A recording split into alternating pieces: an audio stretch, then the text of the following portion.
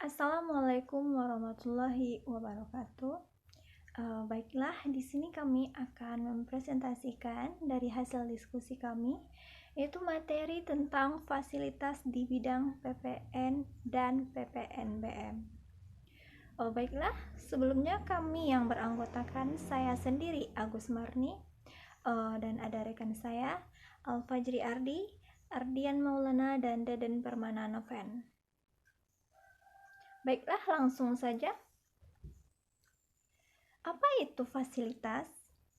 Fasilitas adalah segala sesuatu yang berupa benda ataupun yang dapat memudahkan serta memperlancar pelaksanaan suatu usaha tertentu. Dan secara umum, terdapat 4 jenis fasilitas PPN di Indonesia. Yang pertama yaitu ada fasilitas PPN 0%. Kedua, PPN tidak dikenakan. Ketiga, PPN dibebaskan. Dan PPN tidak dipungut. Yang mana keempat fasilitas tersebut pada dasarnya sama-sama tidak mengenakan PPN, namun terdapat perbedaan mendasar antara masing-masing fasilitas PPN tersebut. Selanjutnya, dasar hukum. Dasar hukum dari fasilitas PPN dan PPNBM ini yaitu terdapat dalam pasal 16B Undang-Undang PPN, yaitu penyerahan terutang tidak dipungut PPN dan PPNBM-nya, atau penyerahan dibebaskan PPN, yaitu terkait tentang yang pertama ada kegiatan di kawasan atau tempat tertentu di dalam daerah pabean. Yang kedua, penyerahan BKP atau JKP tertentu. Ketiga, impor BKP tertentu. Keempat, pemanfaatan BKP tidak berwujud atau JKP dari luar daerah pabean di dalam pabean. Dan yang kelima, yaitu ada pemanfaatan JKP tertentu dari luar daerah pabean di dalam daerah pabean. Baiklah, untuk materi selanjutnya itu akan disampaikan oleh rekan saya. Selanjutnya, saya akan menjelaskan materi mengenai tujuan pemberian fasilitas.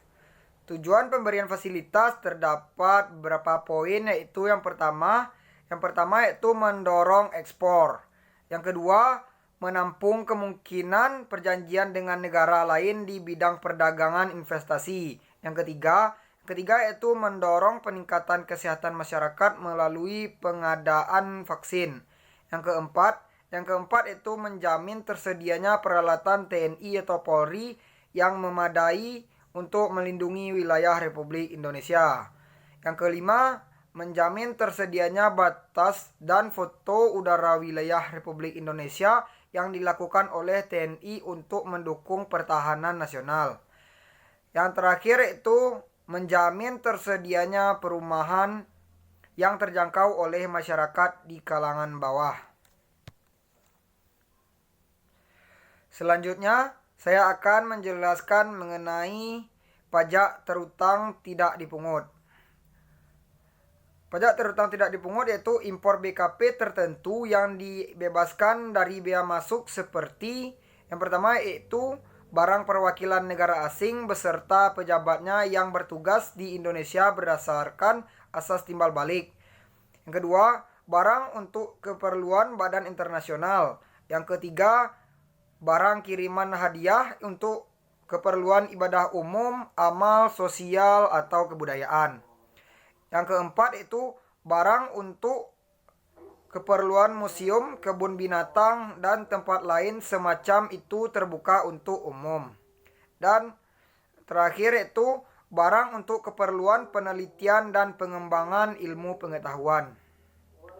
Sekian penjelasan materi dari saya kembalikan kepada moderator.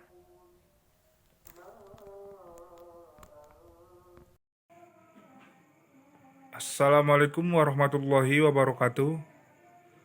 Baiklah, materi selanjutnya saya akan mencoba menjelaskan.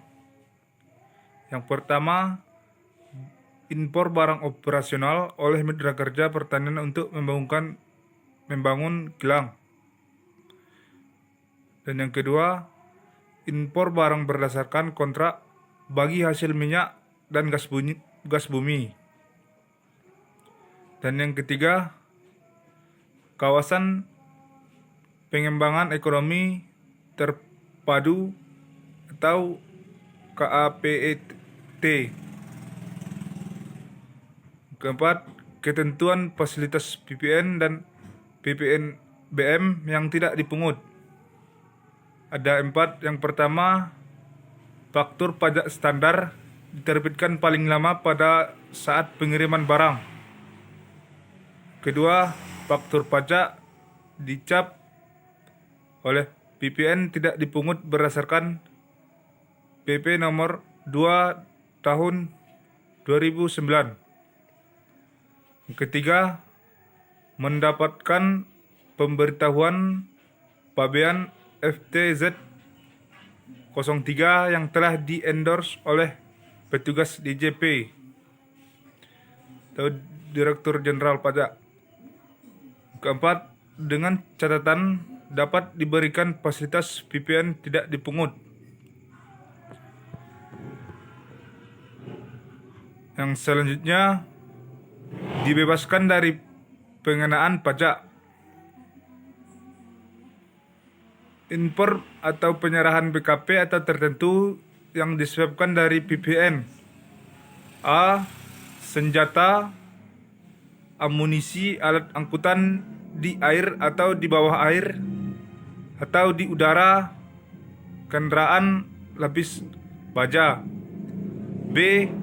Kendaraan patroli dan kendaraan angkutan khusus lainnya beserta suku cadang. C. Diimpor oleh atau diserahkan KPD Deptan TNI Polri. D. Komponen atau bahan yang belum dibuat di dalam negeri yang diimpor oleh PT Pindad. E. Untuk pembuatan senjata atau amunisi untuk keperluan Dephan TNI Polri. F. Vaksin polio dan rangka VIN. G. Buku pelajaran umum, kitab suci dan buku pelajaran agama. H. Kapal laut, kapal angkutan sungai, kapal angkutan danau, dan kapal angkutan. Berikutnya I. Penyeberangan kapal, pandu, kapal tunda, kapal penangkapan ikan, kapal tongkang, dan suku. Dan yang terakhir J. Cadang serta alat keselamatan pelayaran, dan masih ada yang lain. Hanya sekian penjelasan dari saya. Selanjutnya yang akan dilanjutkan oleh rekan saya kembalikan kepada moderator. Baiklah, selanjutnya saya akan mempresentasikan yaitu penyerahan BKP tertentu yang dibebaskan PPN. Rumah sederhana, rumah sangat sederhana, rumah susun sederhana, pondok boro, asrama mahasiswa dan pelajar serta perumahan lainnya yang batasnya ditetapkan dengan Peraturan Menteri Keuangan Nomor 36 PMK.03/2007. Penyerahan JKP tertentu yang dibebaskan dari pengenaan PPN. Ketentuan terhadap fasilitas PPN dan PPNBM. Surat keterangan bebas permohonan untuk memperoleh SKB PPN diajukan dengan Direktur Jenderal Dephan TNI atau Polri atau orang atau badan yang mengimpor harus menyerahkan SKB PPN serta PIB. PKP yang melakukan penyerahan BKP atau JKP tertentu yang dibebaskan dari pengenaan PPN wajib menerbitkan faktur pajak yang membubuhkan KAP PPN dibebaskan sesuai PPN nomor 146 tahun 2000 sebagaimana telah diubah dengan PPN nomor 38 tahun 2003. Pembubuhan KAP pada faktur pajak dilakukan setelah menerima SKB PPN kecuali tidak wajib SKB. BKP tertentu digunakan tidak sesuai tujuan atau dipindahkan PPN harus disetor ke kas negara. Jika tidak dipenuhi DJP dapat menerbitkan SKPKB sebesar PPN terhutang ditambah sanksi bunga 2% per bulan maks 24 bulan dalam jangka waktu 5 tahun sejak impor perolehan dalam jangka waktu 1 bulan sejak dijual.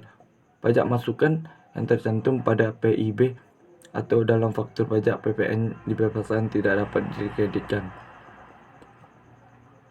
Mungkin sekian presentasi dari kelompok kami. Wabillahi taufiq wal hidayah. Wassalamualaikum warahmatullahi wabarakatuh.